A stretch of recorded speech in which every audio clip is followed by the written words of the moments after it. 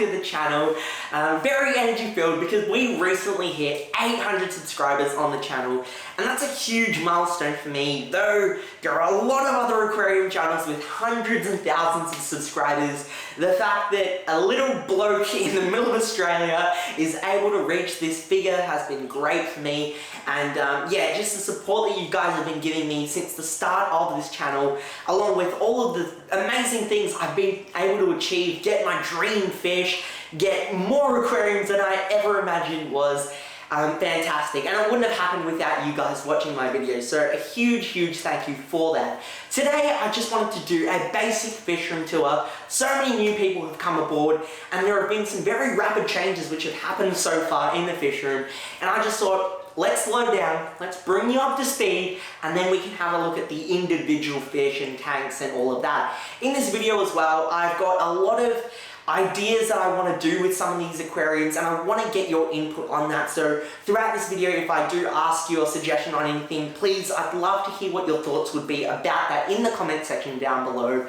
But I'm super excited, and yeah, just a huge thanks again for watching this video and watching all of my previous videos as well. But before we get into this fish room tour, as always, let's acknowledge the traditional custodians of the land I'm filming on, the land that you're watching this video on, and the really amazing people who are managing our land at the moment, like our councils, our frontline workers, everyone amazing like that. So huge thank you to them, a massive thank you to you, and I really enjoy making videos like this. I get to like really, you know, jump around, be energetic, and it's not just staying stationary on a chair. More to come, but yeah, let's have a look at some fish. The 5-foot tank. So this here is the big bad boy of the fish room, my biggest and most favourite aquarium in here. It's also the first tank which was introduced into this room. Prior to this, it was actually a bedroom with this fish tank in it, but now it's become a full fish room because of this aquarium. My YouTube channel started here with product reviews and getting new fish for this tank, and I absolutely love this tank very dearly. So it's in its most latest rendition now, because every 6 months or so I like to hit the reset button on this and just change up the fish or stocking. But I think this one is definitely here to stay a little bit more permanently. And in here we've got some large silver dollars. We've also got some black widow tetras, Meisters catfish, bristlenose plecos, corridora, and a few different South American species like that. I also do have a flagtail prochilotus growing out, which I'll touch on in just a second, but I also do have some Asian themed fish in here, like some cherry barbs and also some Siamese algae. And with the 5-foot, I really want to make it a peaceful South American aquarium, and that's where the flagtail prochilotus comes in, because it's a larger growing South American fish, very peaceful in nature, and it suits the theme of what I already have in here with the silver dollars, and also my Jack Dempsey chill, a 5-year-old female Jack Dempsey. Incredibly peaceful, which is so weird for Jack Dempsey's, but the long-term viewers of this channel know just how much I love her. She's the fish I've had for the longest, and also where my hobby as a whole really started to take off in terms of the fish and different varieties that I was keeping.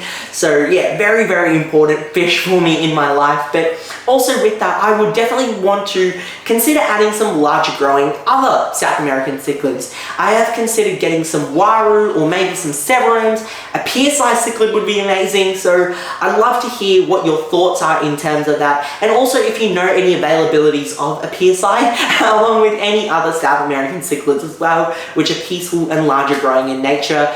I think that the next fish we'll probably realistically see, aside from those larger growing South American cichlids, will be a big school of black widow tetras. I already have 5 in here as I mentioned, but I would love to make that a school of about 30 or 40 black widows, and I think that would look amazing because they school fantastically in large numbers. But just a big tank with a bunch of tetras looks amazing as well. So yeah, I think we'll be expecting an unboxing very shortly. But enough about the 5-foot tank, let's have a look at the 4-foot. The 4-foot aquarium. Okay, so this here is my 4-foot shallow or low boy aquarium because it's 4 feet long, but it's only a foot tall. It's a really great aquarium because I love that I can view the fish from above, and because I do have some fancy goldfish in here, it's amazing. It's like having an indoor pond, and I absolutely love that. But primarily in this aquarium, along with my fancy goldfish, I have my dream aquarium fish, which is in fact my native Australian lungfish. The last video I made was actually a bit of an update on how he's doing.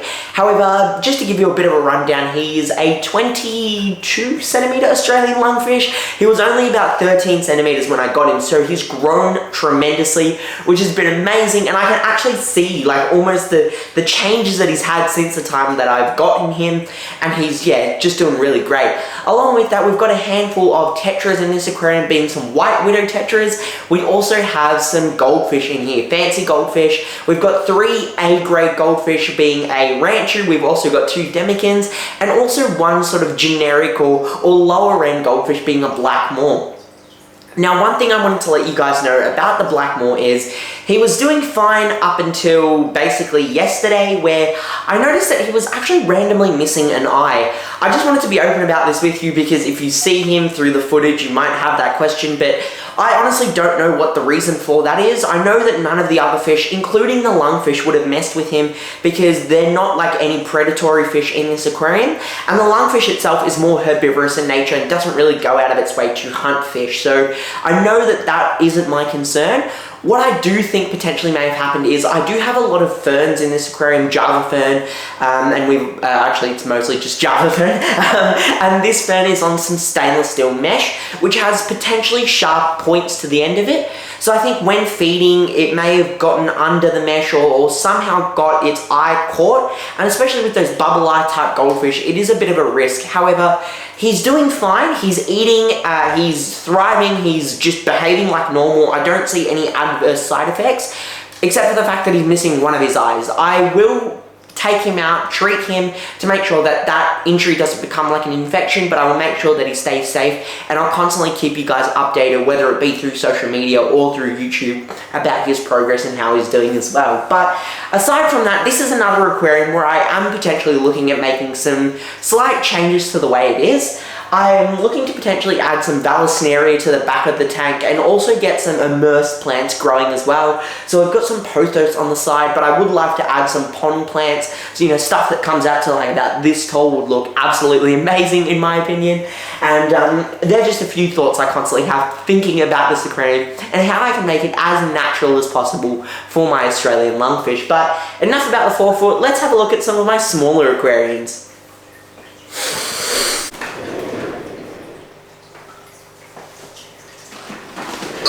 The Nano Aquariums. Okay, so my passion just in terms of aquariums in general is generally with larger aquariums with a bunch of smaller fish within them. However, I do also quite like nano aquariums in specific situations and scenarios, one of which is a high-tech planted nano tank.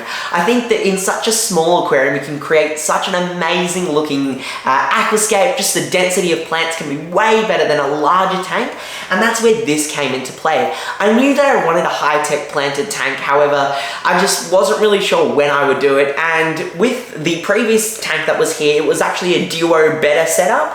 That actually did end up getting moved out of my room again, and I thought it's looking empty, so I put this aquarium here.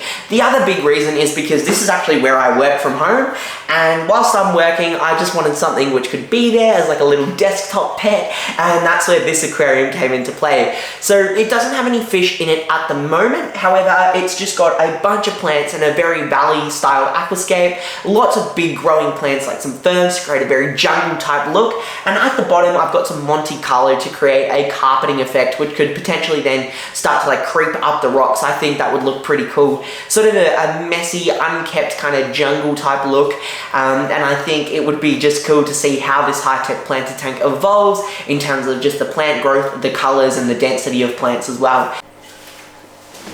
The Aquarium Rack. Okay, so this Aquarium Rack was actually set up earlier this year with a lot more tanks on it. However, rather than having a bunch of okay looking aquariums with a few fish in them, I thought, let's maybe consolidate that and make it one good looking aquarium, and I wanted it to actually be a bit of a difference to what I was already doing, and that was setting up a saltwater tank. I've never actually kept a saltwater tank before, and this is my first, being a 10-gallon nano reef tank. It is thriving. When I say it's thriving, everything about it is great. Like, there hasn't been a single flaw or a single issue I've had with this tank, and it's just showed me how amazing the world of saltwater aquariums are. Aside from the whole branding and prices and all of that thing aside, just saltwater aquariums and the whole science and life around that is just really cool, and I'm a total geek for it. I very, very much enjoy it. But it's got a bunch of different corals, being LPS, SPS, and also soft corals. All again are thriving, along with the fish, which I did add another one, being a blue and yellow-tailed damsel, along with my already pre-existing clownfish, both of which are thriving. And yeah, thriving is just the key word for this tank. It's doing great, and there are a lot more videos to come about this reef tank as well, so make sure you stay tuned for that. The Nano breeding tank. Now, this aquarium here is probably going to be one of my most successful tanks ever. The reason for that is just because it's a few scrap plants in here, just being like some moss. We've got some guppy grass, actually a few different types of mosses, and some like fern pups which have just been thrown in here, and they've all been growing and thriving. No CO2, just a basic little LED light, and it's just so green and so dense with life. There's a ton of microorganisms, along with a bunch of different shrimp, being some high-end red sakuras. I probably should be line breeding them a lot more, but they look fantastic in this tank, and I just never really messed with them. In terms of fish, I have a few male guppies in here, being some dragon lace guppies. They're specifically sort of like a black and gold color, almost leopard-like, but they're very, very cool fish, and I haven't really had guppies all that much through my aquarium hobby, so I thought we could try and breed some guppies in this tank. I also do have a male and female Forcatus rainbow, or a fork-tailed blue eye. They're fine in this aquarium for the time being, but I do think they could potentially go into the nano tank and or the nano aquascape that we looked at before, but they're fine in here as well, so I don't really want to mess with this aquarium.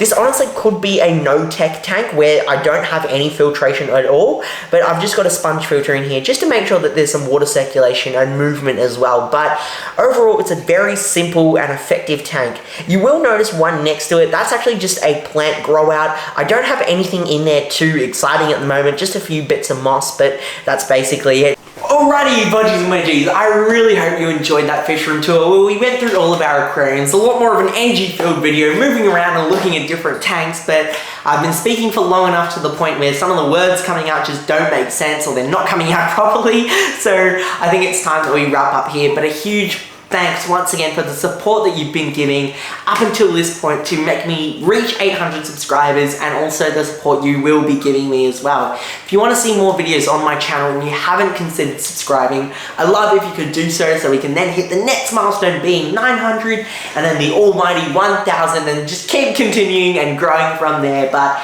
yeah, a huge thank you. But that's it from me. So as always, stay happy, stay safe, stay Aussie Australian. Bodgy and the Fish Room out.